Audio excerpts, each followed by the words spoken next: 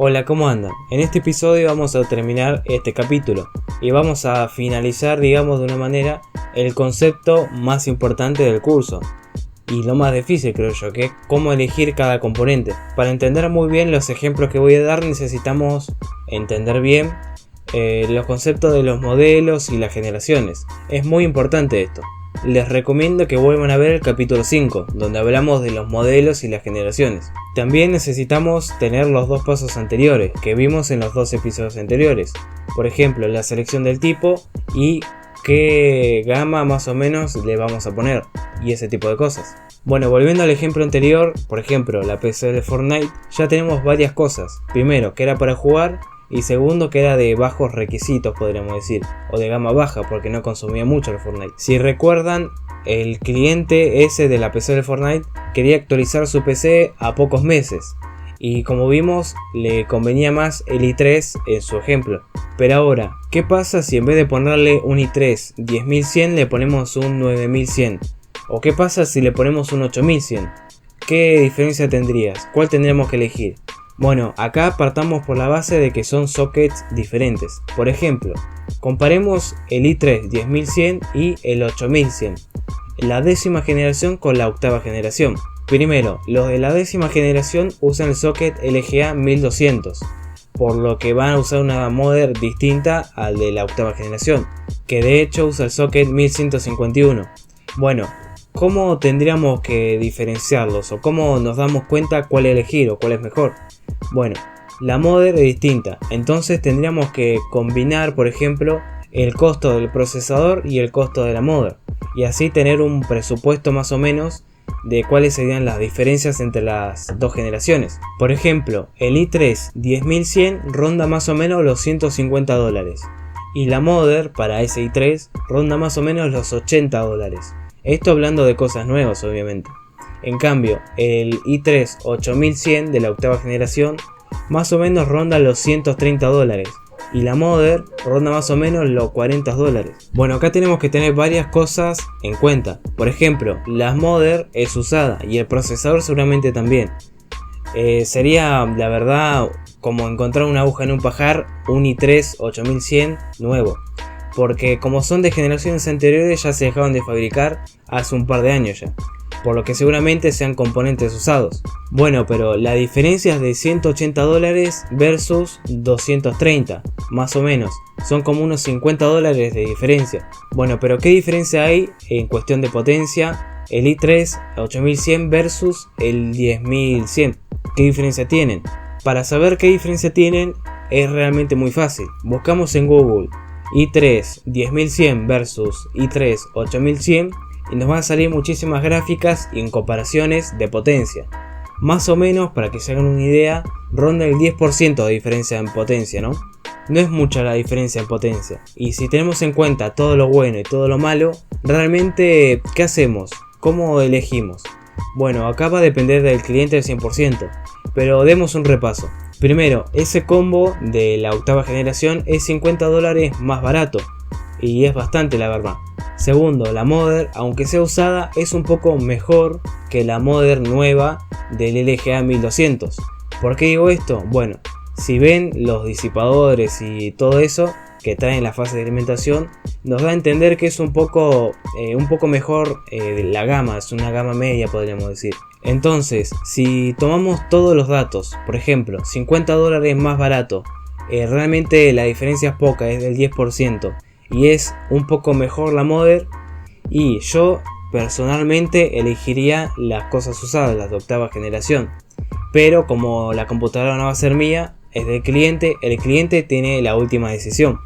Le tendremos que plantear esto que les acabo de decir, que es un poco más barata, que la diferencia de potencia no es mucha y que encima es un poquito mejor la mother. Bueno, pero ¿qué pasa cuando tenemos que comparar una placa de video, por ejemplo? Que es un componente muy importante porque es uno de los 3 componentes más importantes de la PC: el procesador, la placa de video y la memoria RAM. Y también es un componente muy delicado y que por lo general suele fallar bastante. Bueno, acá vamos a suponer que la placa de video va a ser para la PC de Fortnite, la que hicimos recién. Bueno, Más o menos, si recuerdan, tenemos que tener en cuenta el cuello de botella. Esto quiere decir que, por ejemplo, si la placa de video es muy potente y el procesador es gama baja, por ejemplo, seguramente tengamos cuello de botella en el procesador. Si nosotros cambiamos la placa de video por otra mejor, va a seguir andando igual. Y si cambiamos la placa de video por otra peor, va a seguir andando igual. El problema es el procesador, que no llega a dar abasto con la tremenda potencia de la placa de video, por ejemplo. Básicamente es cuando el procesador da esta potencia y la placa esta. No llega a nivelarlo de todo. Eso se llama cuello de botella. Y lo podemos tener tanto en la placa de video, como en el procesador o como en la memoria RAM. Bueno, acá es un poco más fácil, podríamos decir, o tenemos muchas más posibilidades. Porque si recuerdan, a partir del 2005 más o menos, todas las modems ya vienen con PCI Express. Y da lo mismo si ponen una generación vieja que una nueva, que va a funcionar igual. No hay sockets, o como el DDR, por ejemplo, de las memorias RAM. Así que vamos a comparar dos placas de video nuevas. Esto es importante, son nuevas. La GTX 1660 Super y la RTX 2060. Más o menos rondan en el mismo precio. Y en cuanto a rendimiento, bueno, podemos buscarlo. Al igual que los procesadores, es muy fácil. Ponemos GTX 1660 Super versus RTX 2060. Y ahí nos va a salir muchísimos datos sobre las distintas potencias y todo. Bueno, vemos que la diferencia en cuanto a FPS es bastante poca. Pero tenemos varias cosas que considerar. Primero, la RTX 2060 tiene la tecnología justamente de Ray Tracing, el RTX. Si me preguntan, personalmente yo lo veo algo irrelevante porque en el RTX en esta placa de video andaría bastante mal. Pero bueno, puede ser que a alguien le interese. Bueno, esto es algo a considerar, creo yo, porque la GTX 1660 Super no lo tiene. Y por más que tenga más o menos el mismo precio, la diferencia de potencia no sea mucha, puede ser que a alguien le interese este Ray Tracing, como les dije antes. Bueno, supongamos que nos decidimos por la 1660. ¿Qué hacemos? ¿Qué versión compramos? Porque a diferencia de los procesadores, por ejemplo, tenemos distintas versiones. De MSI, de Zotac, de Gigabyte, etc. Bueno, acá suponiendo que ya tenemos el tamaño o el tipo de componente de placa de video bastante establecido. Un componente normal, podríamos decir. No necesitamos ni una muy grande ni una muy chiquita, algo normal. Partiendo de eso, tenemos varias opciones para elegir. Por ejemplo, la GTX 1660 Super de VGA ronda los $380 más o menos. Y la tope de gama de MSI ronda más o menos los $420. Las dos, al ser la misma placa, la GTX 1660 Super, rendirían igual básicamente. Habría muy poca diferencia en FPS. Pero como vimos en el episodio específico de las placas de video, la diferencia no va tanto en rendimiento, sino en calidad. ¿Vale realmente esa diferencia de precio por la calidad que ofrecen? Porque si recuerden, tienen disipadores más grandes, componentes electrónicos mucho mejores y básicamente es de mejor calidad en todo sentido. ¿Pero vale la pena? Bueno, acá ya dependería más que nada del cliente y del presupuesto. Si busca lo más barato posible, y vamos a tener que ir por la VGA.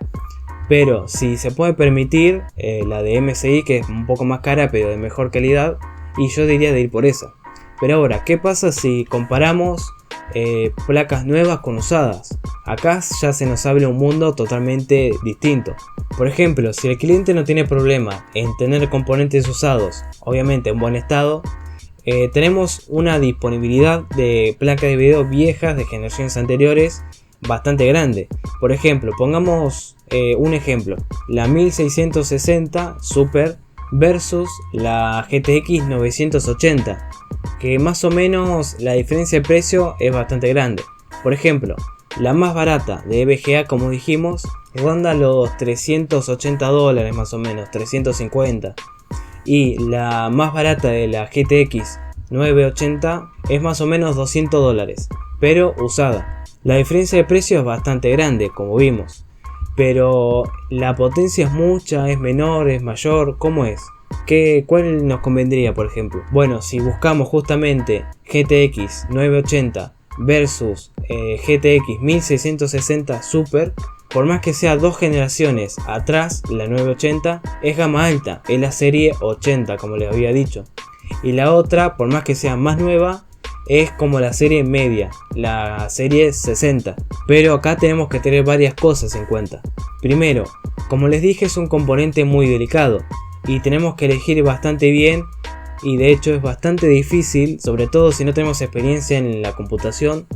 Es bastante difícil elegir una buena, en buen estado quiero decir, usada. Por ejemplo, igual no se hagan problema porque hay como un tabú alrededor del usado, y como saben mi negocio empezó vendiendo cosas usadas. Yo personalmente elegiría la 980, pero porque bueno, yo ya tengo experiencia previa y bueno, puedo confiar, podríamos decir, en ese tipo de componentes usados. Bueno, pero dejando eso de lado tenemos que tener varias cosas en cuenta. Por ejemplo, es 2 generaciones vieja. Esto es importante porque tenemos como una fecha límite en la que se va a quedar obsoleta. Por ejemplo, imaginando, ¿no? Si cada 10 años la placa se queda obsoleta, la 1660, al ser más nueva, nos va a durar, por ejemplo, 4 años más que la otra. Porque es 4 años más nueva, obviamente. Esto es bueno y es malo igualmente, ¿eh? Es bueno por un lado porque nos va a salir mucho más barato. De hecho es ese caso, sale $200 versus 350 más o menos. Pero por otro lado corremos bastante riesgo, como le dije antes. Es usada, es un componente delicado, se va a quedar obsoleto más rápido. Son cosas a tener en cuenta, la verdad. Bueno, acá tenemos que tener en cuenta algo bastante bien. Por ejemplo, es el cuello de botella un problema bastante serio. Sobre todo en las cosas usadas, porque al ser como viejas o de generaciones muy antiguas se suelen subestimar bastante, y por lo general suelen ser más potentes incluso que algunas nuevas, como vimos en este caso. Así que tenemos que tener el cuello de botella bastante presente. Pero ¿cómo sabemos si tenemos cuello de botella o no? Bueno, realmente es bastante fácil. Yo recomiendo personalmente esta calculadora, que si ponemos en Google bottleneck, cuello de botella en inglés, calculator, nos va a salir una calculadora más o menos de cuello de botella. No es muy precisa, pero básicamente nos va a servir como para darnos una idea. Es relativamente confiable. Si ponemos el procesador que tenemos, por ejemplo el i3 8100 y la GTX 980, puede ser que tengamos un poco de cuello de botella. Pero si ponemos por ejemplo la 1660 Super, ya vemos que no. Más o menos nos podemos ir comparando con otras placas de video, por ejemplo la 1060, la 780 Ti, la 1080. Tenemos que ir jugando un poco con estos valores y obviamente esos rangos de precios, porque si comparamos una de $900 por ejemplo, y obviamente va a tener cuello de botella. Nos tenemos que mover más o menos en el mismo rango de precio o entre la misma gama, podríamos decir. Bueno, tenemos que tener en cuenta una cosa más. Como les dije, la GTX 980 es de gama alta. En cambio, la GTX 1660 Super es gama media más o menos. Esto tiene sus pros y sus contras. Uno de los contras, que puede ser que sea bastante crítico creo yo, es el tema del consumo de energía. Si nuestra fuente de poder no tiene la energía suficiente o no es muy buena que digamos, es muy posible que no tenga los conectores necesarios para que la GTX 980 pueda funcionar correctamente. Esto lo tenemos que tener en cuenta, como les dije, porque es más vieja y es gama más alta. Si fuera en cambio más vieja pero gama media o gama baja, no habría problema obviamente. Esto puede ser un problema, como les dije, si tenemos una fuente bastante mala.